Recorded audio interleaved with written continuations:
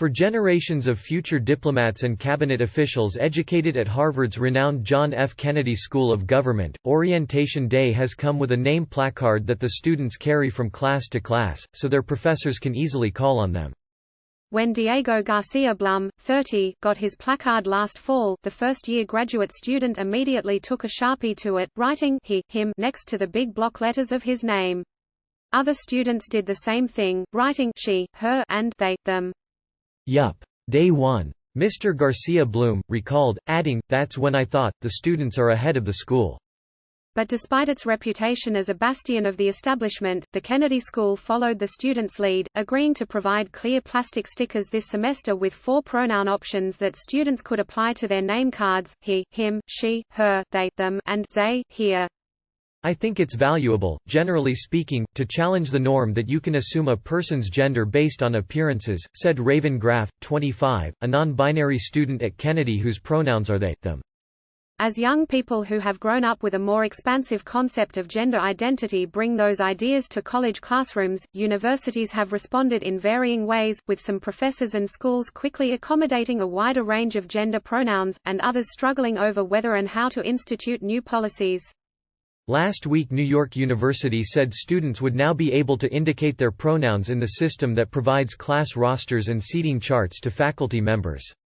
At least 39 other schools allow students to indicate their pronouns on course rosters, according to a national clearinghouse maintained by the director of the University of Massachusetts Amherst Stonewall Center. Skylar L. Spear, a first-year law student at New York University who is transgender and non-binary, said the ability to enter pronouns when registering for classes would remove some of the obstacles that students face. In the past, Spear, 24, has emailed professors in advance to say that their pronouns are they, them. One professor maintained a tradition of addressing students by last names and an honorific like Mr. or Miss. Spear asked the professor to refer to them by their last name, without any honorific. "It took him a while to get used to it," said Spear, who empathized with the professor's discomfort. "I appreciated that he was trying. But it did make me uncomfortable to speak up in class, because I wasn't sure what he would call me for a while." For professors who are used to wielding broad authority in their classrooms, and who often bristle at being told to change their ways, the evolving use of pronouns can sometimes be a power struggle. The University of Minnesota's Faculty Senate approved a pronoun policy in December, but only after 3 years of debate. Nicholas K. Merriweather, 62, a philosophy professor at Shawnee State University in Ohio, refused in 2018 to call a transgender student by feminine titles or pronouns, according to court papers, saying it would violate his religious conviction that gender identity was biological. The university put a warning letter in his file. In a lawsuit on his behalf, Alliance Defending Freedom, a conservative Christian legal group that has argued for a right to deny certain rights and services to gay and transgender people, said that the university was threatening Professor Merriweather's job for questioning social dogma on gender identity. "You cannot punish a dissenting view or compel people to speak something they believe is untrue," said Tyson Langhofer, the professor's lead lawyer. The university argued that it had the right to manage its professors' teaching methods, and that the manner in which he addressed a transgender student was not protected by the First Amendment. A federal judge agreed and dismissed the case last week. Professors and their students can also find themselves gazing across a generational divide when it comes to an understanding of gender identities. A recent survey by Pew Research found that Americans in their teens and early 20s are far more likely to know someone who uses gender-neutral pronouns than people of previous generations. Melvin Jules Bucket, who is on a semester's leave from teaching writing at Sarah Lawrence College, said he used the pronouns his students request. But he finds it strange that they would want to announce their gender during the first class of the semester, before telling him anything else about themselves. "Why is this the first thing we know?" Mr. Bukiet, 66, asked. "It's more interesting to me to know if they are Mets fans or if they have read War and Peace or if they like Steak Diane." He does not feel compelled to advertise his own pronouns on his email signature or in class, as many professors do. "Youth exists to torment age," Mr. Bukiet said. "That's fine. I can dig. Wouldn't trust anyone under 30 who didn't poke at his or her or their elders. But it doesn't mean that I or we have got to oblige." Mindful of such attitudes, many schools have made gender pronoun protocols voluntary. They are generally best practices, not requirements. Some colleges suggest that professors introduce themselves by their pronouns on the first day of class, as a kind of bonding exercise and an implicit invitation for students to volunteer their own pronouns. Professors say they feel strong pressure to comply and fear receiving bad student ratings if they don't. 3 years ago, Ruth Hayes, who teaches animation at the Evergreen State College in Olympia, Wash, adopted a script to introduce herself in class. "My name is Ruth Hayes. I use she, her pronouns. I teach animation." Her LGBTQ colleagues had been following the formula for a while.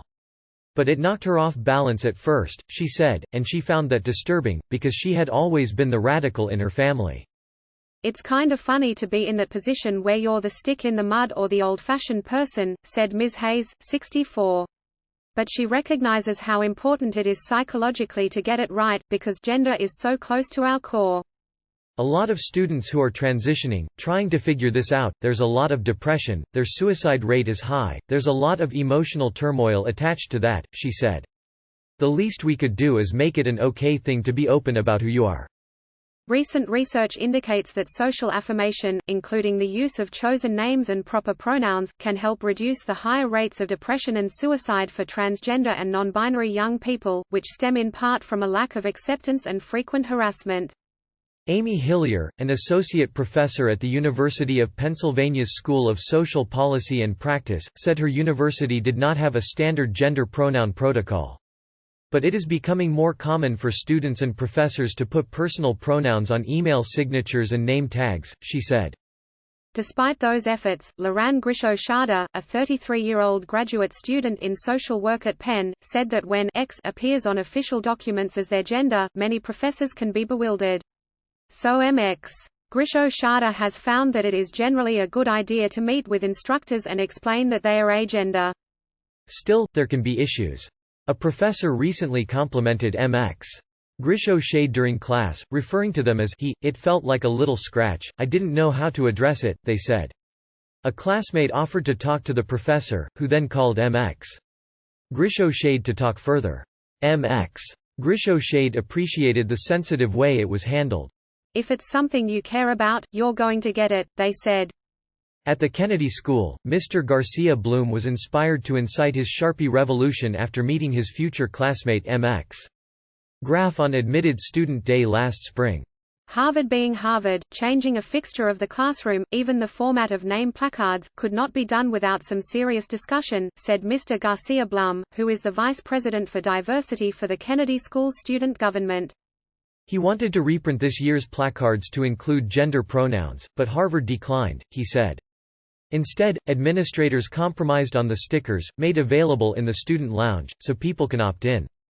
Theodoros Voronos, 33, a lecturer in public policy, said the stickers took some of the stress out of teaching. "I see those stickers as a gift," he said. "It reduces the friction and the cognitive load for us to identify people the way they want to be identified." Flush with success, Mr. Garcia Bloom is working on a plan to distribute the stickers schoolwide next year. "The more that people do it, the more the peer pressure," he said. "But also, the more the peer affirmation." Susan Beachy contributed research.